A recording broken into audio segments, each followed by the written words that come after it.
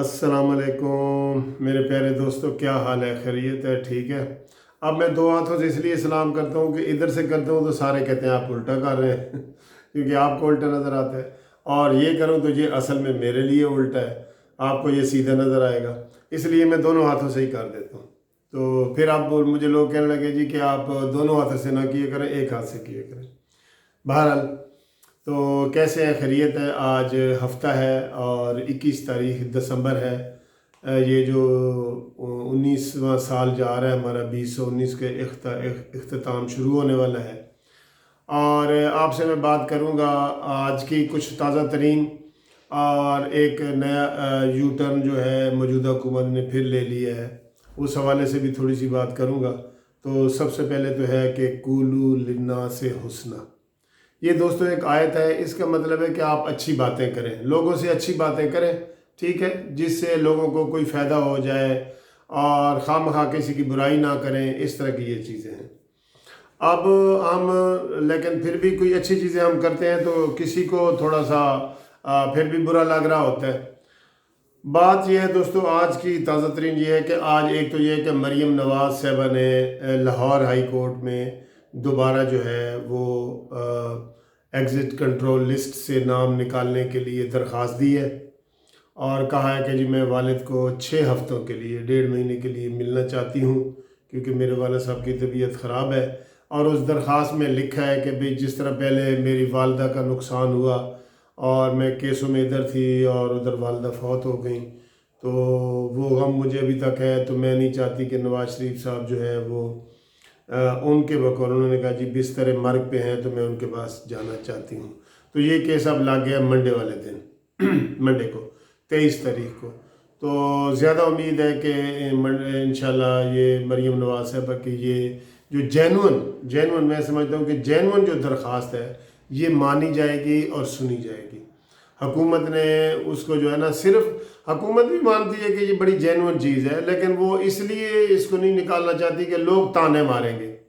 और अभी भी मैं समझता हूँ कि ये हुकूमत अगर इसी चक्कर में है कि लोग ताने मारेंगे, तो लोग तो ताने मार मार के भी अब थक गए हैं। किस किस चीज़ से लोग जो है ना वो ताने मार रहे हैं, आप देख रहे हैं ना। अभी रात को जो तैयब अर्दवान का आया है कि जी इमरान खान इसलिए नहीं गए कि सऊदी अरब ने कहा है कि मैं आपके 40 लाख पाकिस्तानी सऊदी अरब से निकाल दूंगा, और उनकी जगह मैं बांग्लादेश ही ले आऊँगा, और आपका जो तेल है वो बंद कर दूंगा, और $2 अरब जो मैंने आपके बैंक में रखवाए हुए हैं वो निकाल दूंगा। आज लेकिन इसकी तरदीद आई है, ये कल की बात है। आज इसकी तरदीद आई है जनाब सऊदी अरब से कि ऐसी कोई बात नहीं, जो तैयब अर्दवान ने ये बात की है ये झूठ है। दोस्तों ये ऐसी बात तो लाजमी है, आपको भी पता है मुझे, वरना इमरान खान क्यों नहीं गए। सारा प्लान ही इमरान खान के था कि ऐसे ऐसे जो है ना OIC को एक्टिव करते हैं, एक नया चैनल, इस्लामी चैनल, TV चैनल बनाते हैं जिसका हेडक्वार्टर हम मलेशिया में रखेंगे। तो वो आइडिया भी ड्रॉप हो गया, क्योंकि इमरान खान अपने पाँव पे दोस्तों खड़ा होने वाला नहीं है किसी हवाले से भी। अब तो बैनुल-अक़वामी तौर पे ये इस शख्स के बारे में ये तस्वर आ गया है कि ये अपने वादे पे भी पूरा नहीं होता। और यकीन करें इसका हमें इतना नुकसान होगा कि जितनी बड़ी बड़ी कंपनी हैं जब वो देखेंगी कि ये सारी खबर फैल गई है पूरी मुस्लिम दुनिया में भी और यूरोप अमेरिका में भी, कि जनाब अली इमरान खान तो अपनी बात का हर वक्त अपनी बात से यू टर्न लेता है। पहले तो ये हमारे पाकिस्तान में ही था ना, तो अब उसने देखे ना मलेशिया में सारा कुछ तैयार हो गया, उसके पम्फलेट तैयार हो गए, सारा कुछ हो गया, इमरान खान की मुशावरत से होता रहा, और ऐन मौके पे उसने कहा जी कि मैं नहीं आता, ठीक है। और बल्कि मैं ये समझता हूँ कि ये इमरान खान ने ही तैयब अर्दवान को कहा है कि मुझे सऊदी अरब ने ये धमकी दी है, ठीक है। वरना अपनी तरफ से तो वो तो बड़ा रीज़नेबल आदमी है, अपनी तरफ से वो क्यों कहेगा, ऐसी बात क्यों कहेगा तैयब अर्दवान के जी पाकिस्तानियों को सऊदी अरब वाला निकालना चाहता है। अब एक और जो ताज़ा यू टर्न है, जो आज की खबर है दोस्तों, वो ये है, ज़राए से है अभी खबर, कि परवेज़ मुशर्रफ के हवाले से जिस जस्टिस वकार सेठ ने ये फ़ैसला दिया है, और उसमें उसने बड़े सख्त अल्फाज भी लिखे थे एक पैरे में जिसको हम दोहराना नहीं चाहते, बहरहाल सज़ाए मौत मुशर्रफ साहब को दे दी गई। तो फौरी तौर पे जनाब आर्मी में कोर कमांडर मीटिंग हुई और फिर इमरान खान से कमर जावेद बाजवा साहब की मुलाकात भी हुई, और जिसमें फौरी तौर पे फिर DGISPR ने प्रेस कॉन्फ्रेंस की और कहा जी कि हुकूमत आपको फ़ैसलों से आगाह करेगी।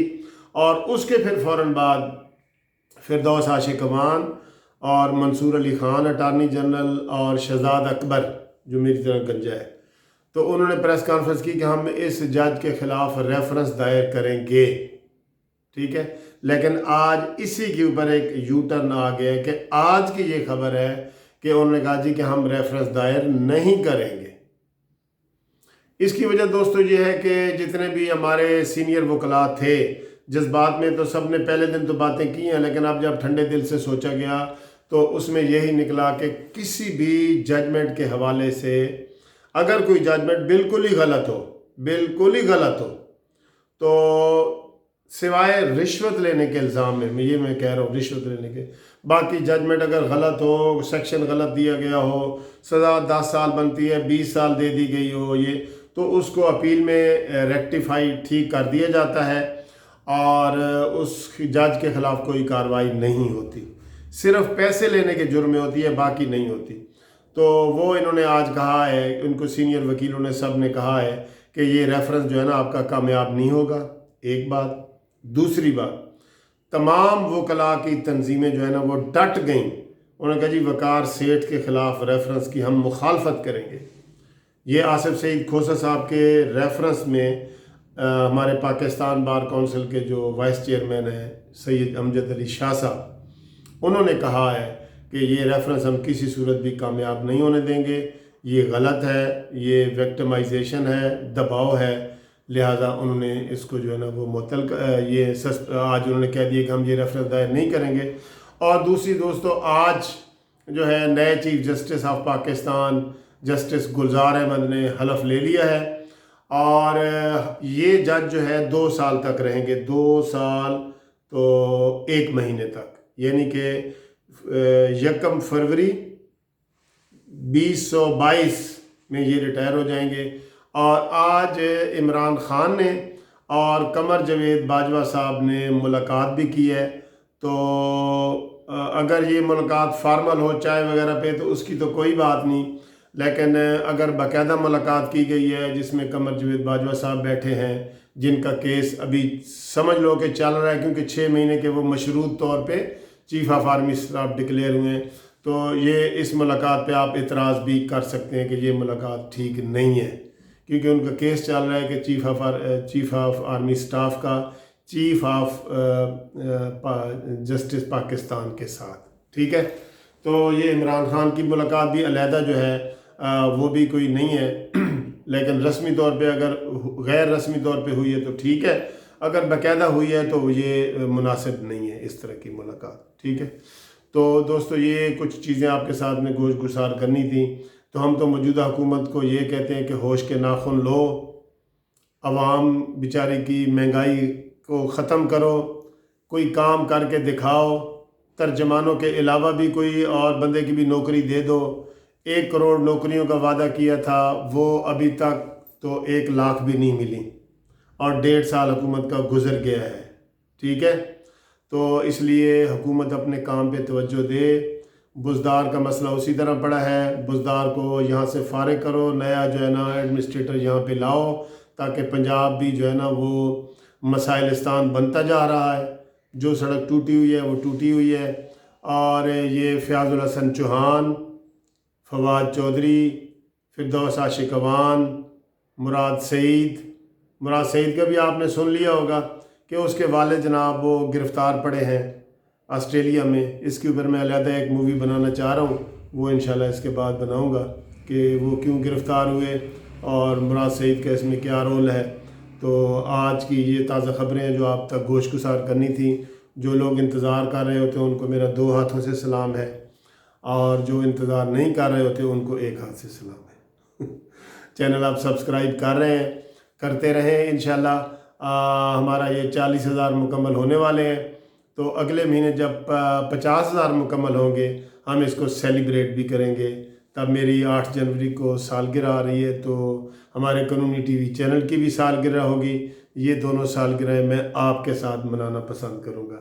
سبسکرائب کرنے کا اور کروانے کا اور آئندہ کرنے اور کروانے کا بہت بہت شکریہ۔ اللہ حافظ۔